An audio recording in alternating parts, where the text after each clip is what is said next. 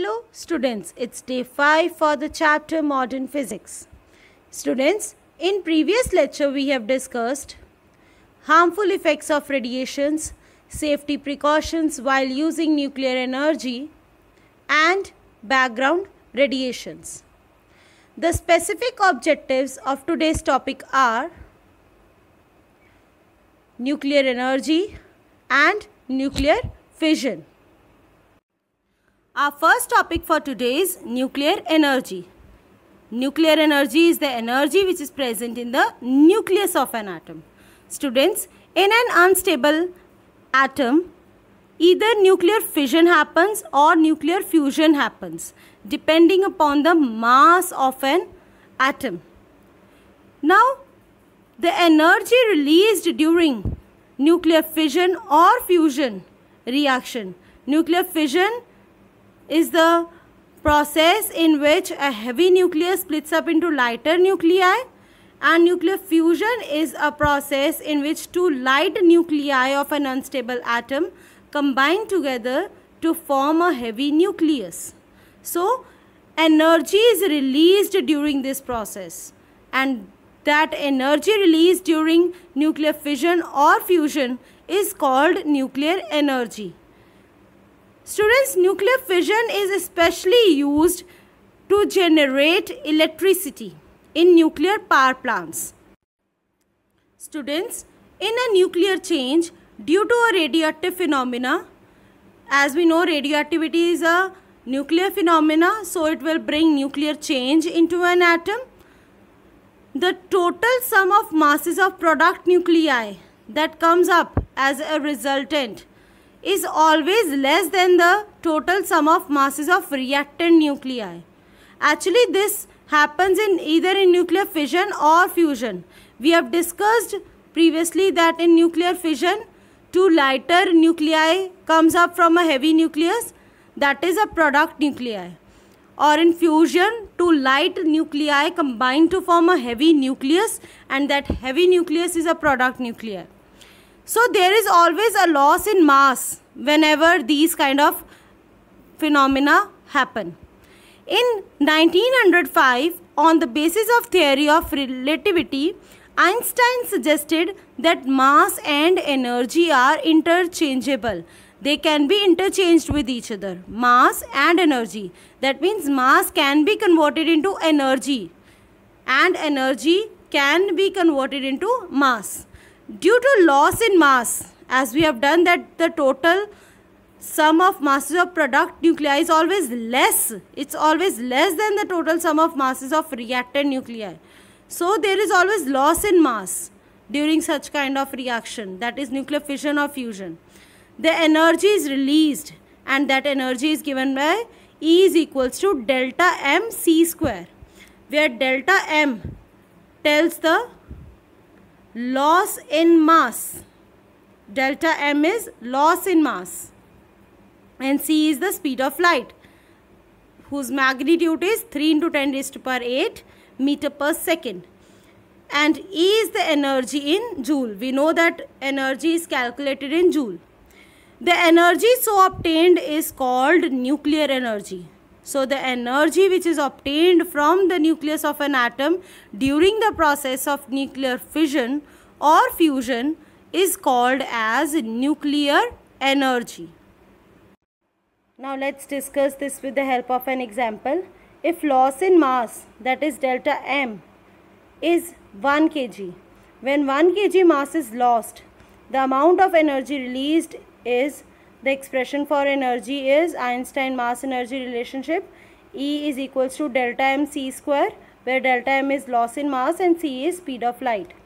Now we have taken loss in mass as 1 kg, so 1 into 3 into 10 raised to power 8 whole square comes up as 9 into 10 raised to power 16 joule. Since we have done the relation between kilowatt hour, which is an unit for electrical energy, and joule, which is an SI unit of energy, that is 1 kilowatt hour is equals to 3.6 into 10 raised to power 6 joule. So the value of E comes up as 9 into 10 raised to power 16 divided by 3.6 into 10 raised to power 6 kilowatt hour, which is 2.5 into 10 raised to power 10 kilowatt hour. Thus 1 kg mass is equivalent to 9 into 10 raised to power 16 joule or 2.5 into 10 raised to power 10 kilowatt hour of energy. Now next is energy equivalent to mass 1 AMU. Earlier we have done that was mass 1 kg. Now it's mass of 1 AMU. AMU is atomic mass unit or unified unit, which is written as small u. Students, 1 AMU is defined as 1/12 of mass of 1 carbon 12. That is 1/12 part of 1 carbon atom of atomic number 12. 1 AMU is equals to 1/12 into 12 kg. It's the atomic mass, divided by 6.02 into 10 raised to power 26 per kg mole.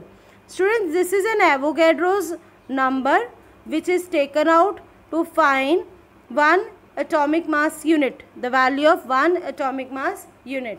You will be studying Avogadro's number in chemistry in senior classes, and its value comes up as 1.66 into 10 raised to power minus 27 kg. So 1 AMU is always equivalent to 1.66 into 10 raised to power minus 27 kg. Now due to loss in mass, we have taken here as 1 AMU. The energy released will be taken as, the expression we know, E is equals to delta M C square. So delta M, that is change in mass, which is equivalent to 1 AMU here.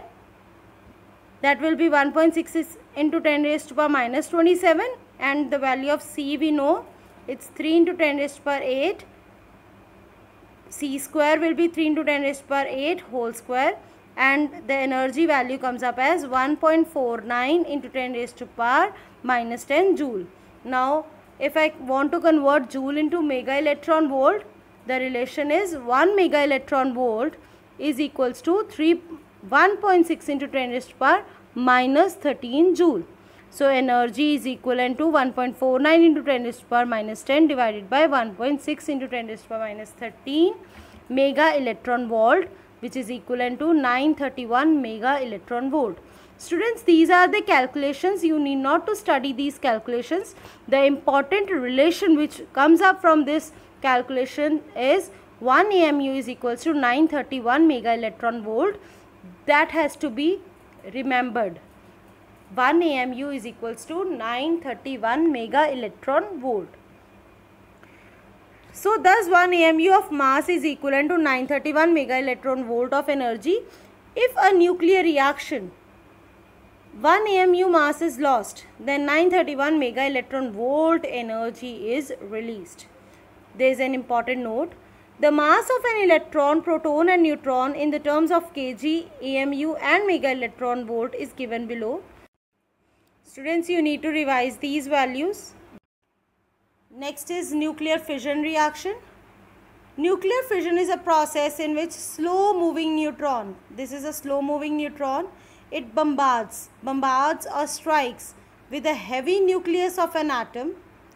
We have taken example of uranium-235, and it splits up into two lighter nuclei of different atoms. You can clearly see uranium-235, when a slow moving neutron strikes on uranium-235, it splits up into lighter nuclei of two different atoms, that is barium and krypton, and it also releases 3 more neutrons. This process is called as nuclear fission. A large amount of energy is released during this process. During nuclear fission reaction, a large amount of energy is released. Now another 2 points are, in fission reaction, the atomic number and mass number remains conserved. That is, if one uranium atom, uranium-235, whose atomic number is 92, when it is bombarded with a slow moving neutron, it forms krypton and barium. The total sum of product nuclei, the total sum of atomic number and total sum of mass number of product nuclei will be same, will be conserved. Next is the two fragments obtained on fission of uranium-235 nucleus are unstable. That means krypton and barium, which is being released during the fission reaction of uranium-235 nucleus, are unstable. So they emit beta particles and gamma rays to become stable. We have already discussed that radioactive elements are unstable. They have unstable atoms. So when two fragments, that is krypton and barium, are released from uranium atom being unstable, they follow up the phenomena of radioactivity, that is they emit beta particles and gamma rays to become stable. Now next is reason for nuclear energy, that is released during nuclear fission process. We have discussed this earlier also. The reason for release of nuclear energy is the sum of masses of product nuclei is always less than the sum of masses of parent nuclei and mass of neutron. This mass of neutron plus this mass of uranium atom is not at all equal to the masses of these product nuclei. It's always less than that of it.